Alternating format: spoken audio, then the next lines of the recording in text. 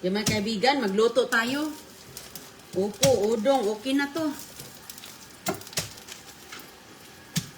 Ayan.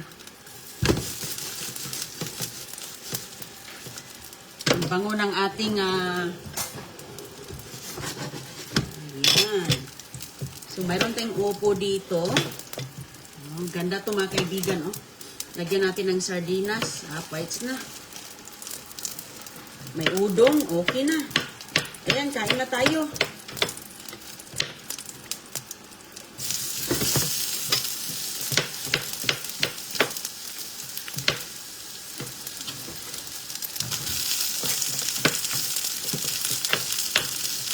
Fresh sa garden, hindi rin ang upo. Dagko kay hiwa. Wala nang balat-balat ang upo kay ang sustansya nasa balat. Uy, dami na oh. Wala, umaapaw. Umaapaw mga kaibigan. Lagyan natin ng kamatis sa garden.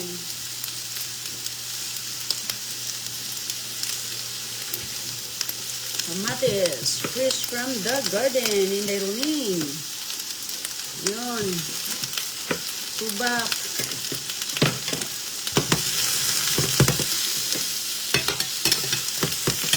Okay, lagyan natin ng tubig. Oh, ito muna, sardinas. Isa lang na sardinas mga kaibigan. Okay na, pampabango lang. Ayun. Pampabango sa ating loto. Oh, kaon ka. Kabango ng sardinas. Linuan natin ang tubig. Oh, linuan ang lata. Lata di ay, pakuluan. Tapos takpan, oh, damihan ng tubig kay... Oh, sarap yan mga kaibigan, oh. Sabaw tayo ngayon. Sus, maulan na panahon dito ba? Maulan na panahon. Hello, sa maulan na panahon. Kumusta ang inyong ano dyan? Panahon ninyo, umulan ba? Dito, sus, mabagyong panahon ngayon. Ayan, pwede na upo. Nakatikim na tayo ng upo sa ating garden, oh. Lagyan natin ng konting asin. Takpan natin. Pakuluan ng mabuti. Kapag kumukulo na, ilunod na ang ating udong. Oh, bites. Sama ni. Sus, kaya pala mahina pala ang apoy. Sabi ko, tagal namang tagal namang mag-vocal. Ayan, tapos ito yung udong. Udong from Philippines. So, dala ni Pinay ni Habi Kano, oh. Andito pa. Nabuksan ko na. So, lagyan natin ng 3 mga kaibigan. Ay, maganda tong mga nakasashe, oh. Kaya hindi natin maluto lahat. Pa isa-isa lang, dalawa-dalawa ba? Malaman talaga natin ano yung ating ilalagay. Okay. Baka kulang pa ng tubig to. Kay maraming udong ang ilalagay natin. Okay na yan. I-absorb kasi itong tubig sa bowl nito. I-absorb dito, di ba mga kaibigan? Sarap maghibugop ng sabaw. Higop tayo. Higop tayo sabaw sa udong kay panahon ngayon dito. Parang babagyuhin ata kami ngayon. Ang dilim ng kalangitan. Okay. Anong ulam ninyo dyan? Shoutout sa inyo. Ano ba? May kanin ba tayo?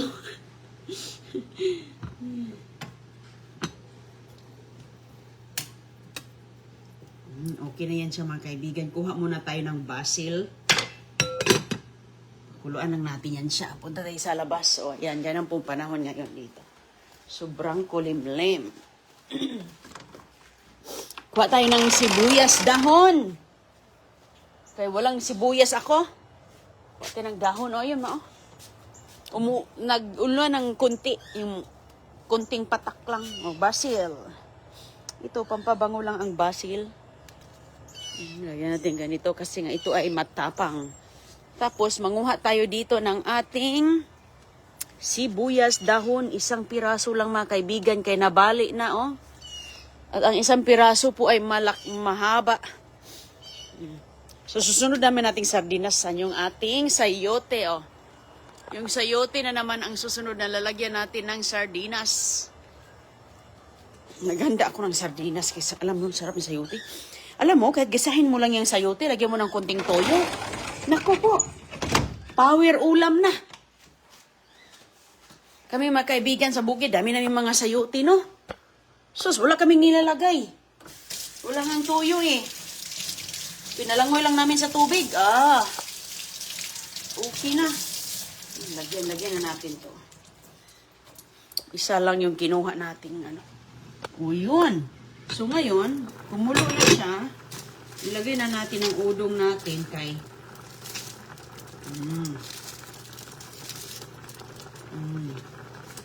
lagyan na natin yan.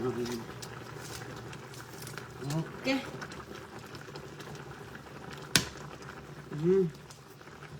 So, sabay na yung maluto lahat. Umaapaw. Umaapaw ang sabaw. Iwan ko kung may sabaw ba itong matitira mamaya. Tatlo ang nilagay natin. Yummy, delicious na. Simpleng ulam mga kaibigan. May kumakain pa ba ngayon ng sardinas? With upo, udong, rice. Yan, gawa tayo dito ng bowl. Uy, niapaw. Hindi na natin tatakpan kaya umapaw. Ayan, nag-uusok ng kusina ni Inday Rone ngayon dito. Nag-uusok ng kusina.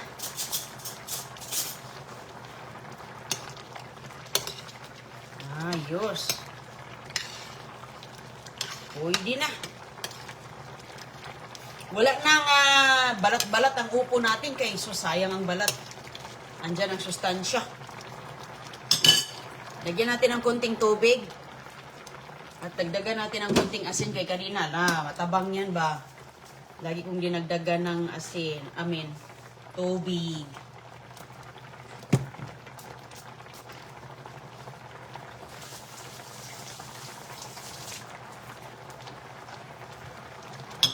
Ayun, luto ng upo natin, oh. Lutuin natin ang husto kaya para maluto din ang balat niya. Ayun. Yan, i-open natin. Okay, takpan natin ulit. Hello sa inyo lahat. Kumakain na ba kayo? Masarap yan. Parang nasa Pinas. Oo, ma'am. From Philippines talaga itong ating sardinas at saka udong. From Philippines. Love from the Philippines. Ayan, paluto na yan siya. Hintayin lang natin. Kaya excited na ako. Ang bilis lang yung maluto. Magkain tayo maya-maya.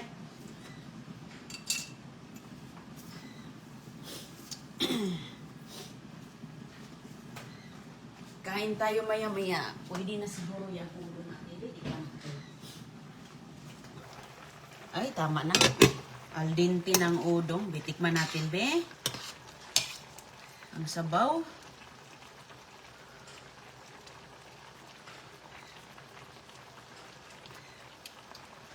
Al dente ng udong agam.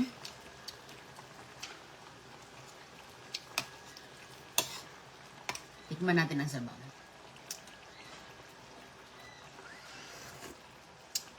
Sarap sabaw.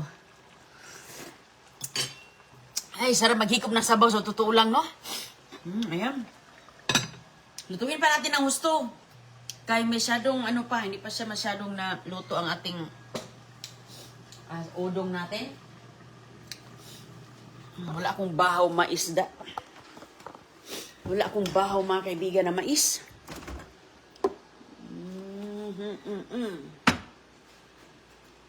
Mayroon tayo ditong kanin. Kanin na puti.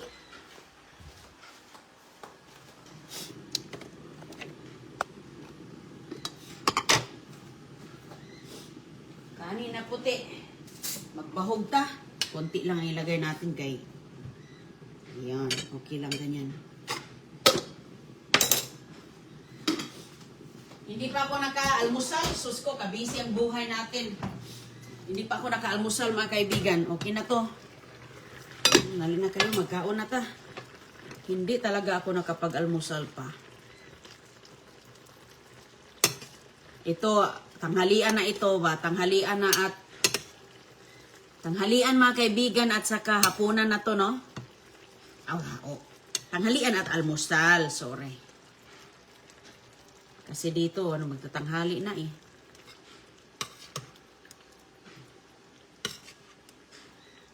Ayan.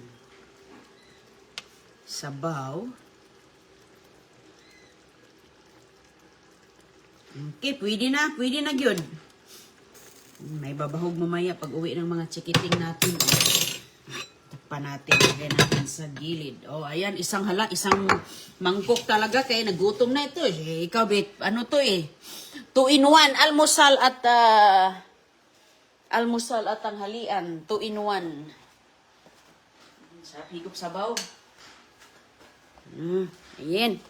Ayan na, nakalimutan natin sana. Nagyan natin itlog, no? Itlog sa manok natin. Daming itlog dyan. Sus, tingnan mo nga naman. Bless us all, Lord, in this thy gifts are about to receive from thy bounty through Christ our Lord. Amen. Nakalimutan ko yung ating itlog na umaapo yung itlog natin dito mula sa ating alaga. Init. Lami. Lami kayo pa sa gulay. Fresh from the garden, manamis-tamis mga kaibigan, sabaw, no?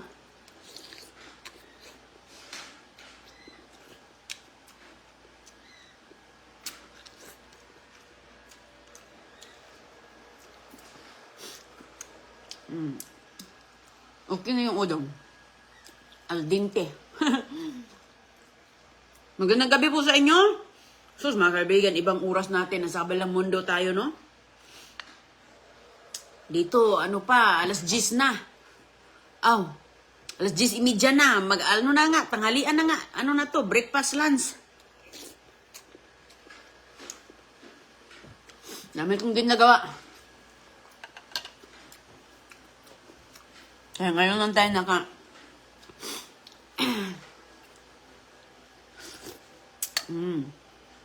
sa ganda ng upo natin. Nakatikim na talaga ako sa upo ko. Bata pa pala yung upo natin. Hindi po makikita masyado yung kanyang seeds. Harap ng upo.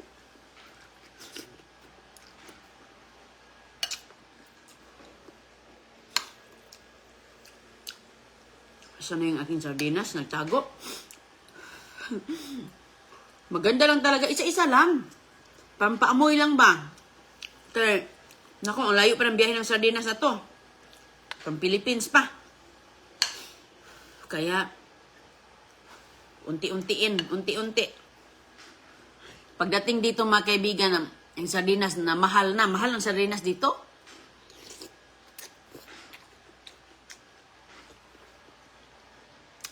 Mahal ang sardinas kaya siyempre, binili pa sa Pilipinas.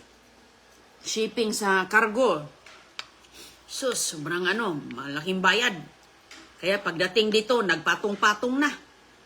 Maraming mga cost.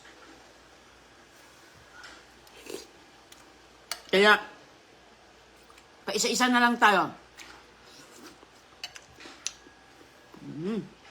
May nilagay pa akong kanin sa ilalim. Minsan mga kaibigan, hindi naman ako nagkakanin kapag maraming gulay. Ito, konti lang siya eh. Kasi naluto na natin kahapon ba. Saot sa inyong lahat dyan.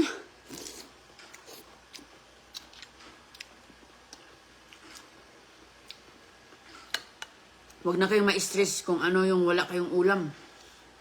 Ganito, simple lang Hindi masakit sa bulsa. Ang gulay ang nagdala.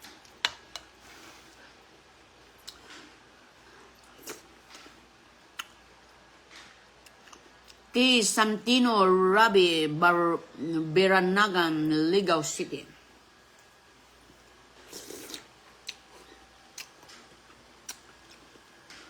Ito yung maganda sa tag-ulan.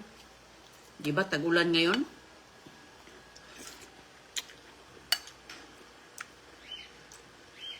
Ito yung maganda sa malamig-lamig na panahon. May mga upo din dito ang tinitinda. Pero malayo. Malayo yung ano dito, tindahan ng mga Asian. Tapos pagpunta mo doon mga kaibigan, hindi pa ganito kaganda ang upo. Kasi binabiyahe pa ng mga ilang bansa. Maganda talaga yung nasa likuran lang natin ba. Hello, Ma'am Tita Espirito. Shout out, Ma'am.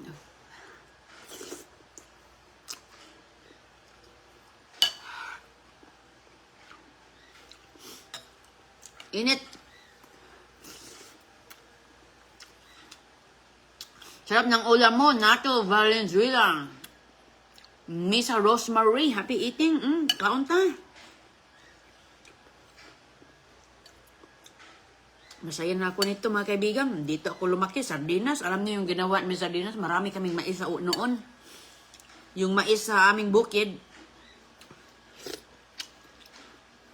barter ng isang salmon, yung isang malaking sardinas ba. Pero sila, makadala na sila mga sinako-sako. Kami din mga kaibigan. Pupunta din kami, mangingibang bukid din kami. Siyempre, kung hindi kami mag-harvest sa mais namin, mayroong nag-harvest doon, pupunta kami, magdala kami ng mga, yung malaking sardinas salmon ang tawag dyan sa probinsya namin. Yung malalaki, magdala kami niyan ng 3. Pag uwi namin, ang daming sakong mais ang madala namin, hindi na kaya namin buhatin. Kami ng lula ko. Nung kapanahonan, iwan ko kung lumaki ba kayo sa barter and exchange. Pero yung mga kapitbahay namin noon, nagbibigayan talaga. Meron akong ano dito, meron akong asin dito. Meron ka bang posporo? Ganon. Meron akong ganito dito ang nag-i-exchange. Kaya ito, malaking alaala ko talaga itong sardinas. Kasi kami noong pag sardinas na ang ulam mo, mayaman ka na sa aming bukid. Mayaman ka na mga kaibigan kapag mayroon kang sardinas. Kaya nga ito ang dinadala ng barter and exchange sa mga malalaking mga bukid, mga taniman ng mais. Dala sana ng sardinas dahil ang sardinas noon mga kaibigan, mayaman lang ang makakain yan. Parang mayaman na kami pag mayroon kaming sardinas. Kaya pinabarter namin ng maraming mga mais. Yun ang mga dinadala. Dinadala din kapag magbabarter ka, di ba?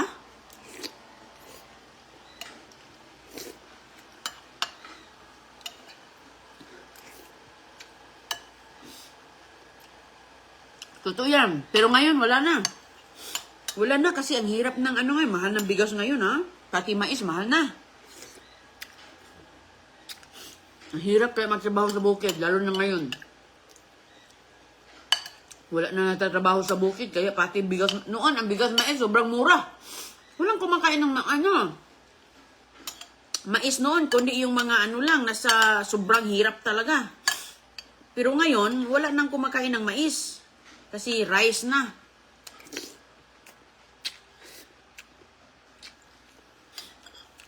Pero ngayon, nag-rice ako mga kaibigan.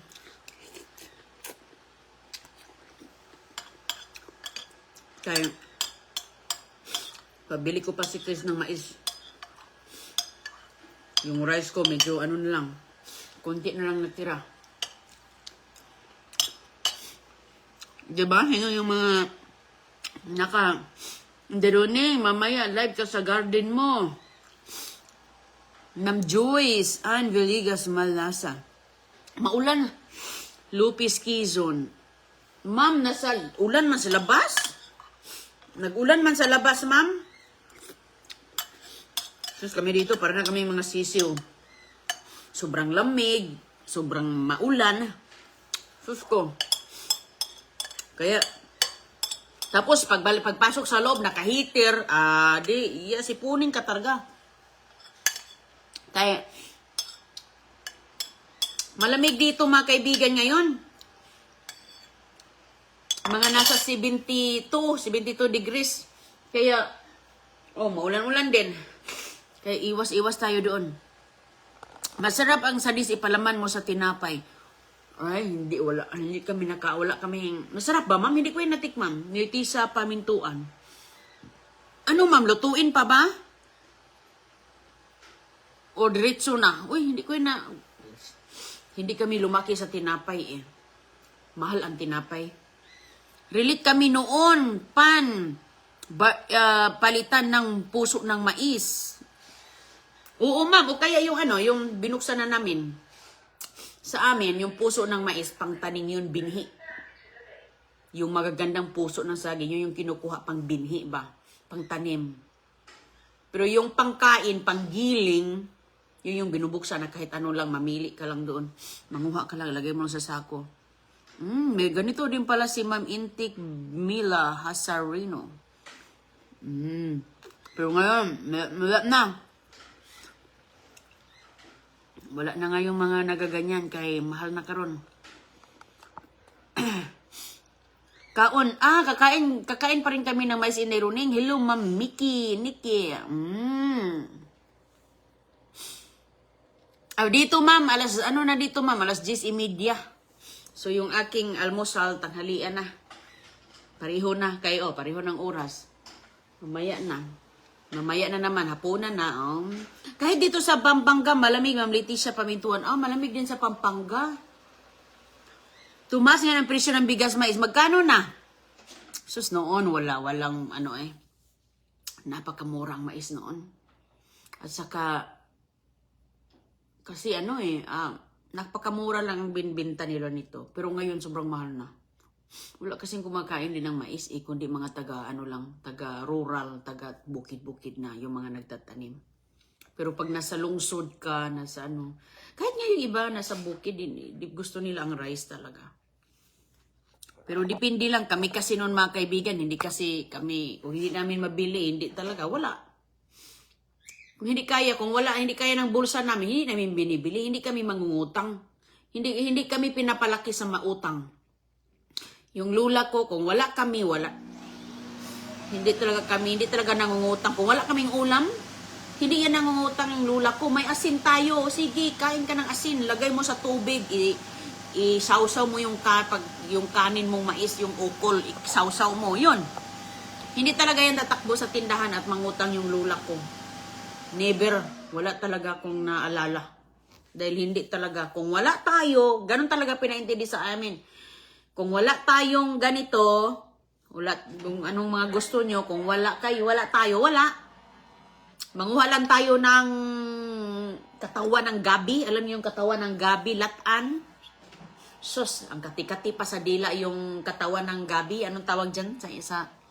Yung ginagawang,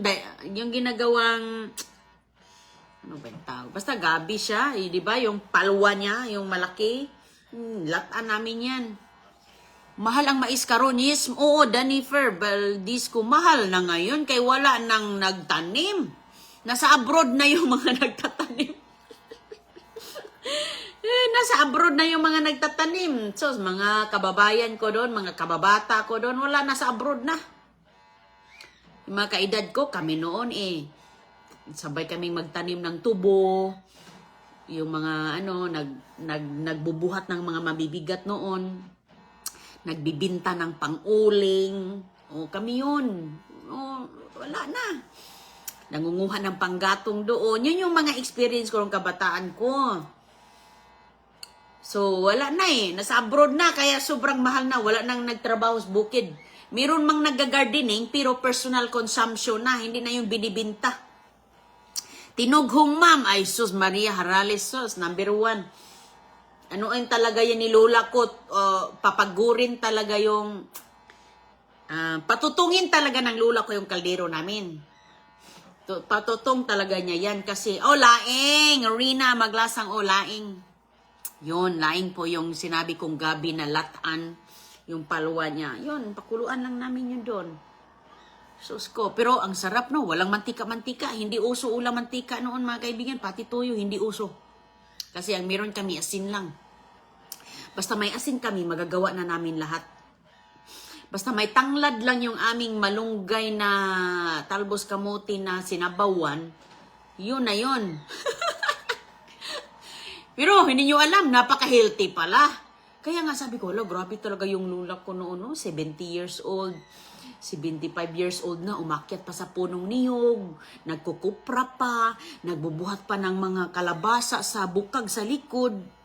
Kaya ngayon naisip ko talaga, wow, dahil din pala, hindi pala masama yung kinakain namin noon, no? Kahit sobrang hirap namin.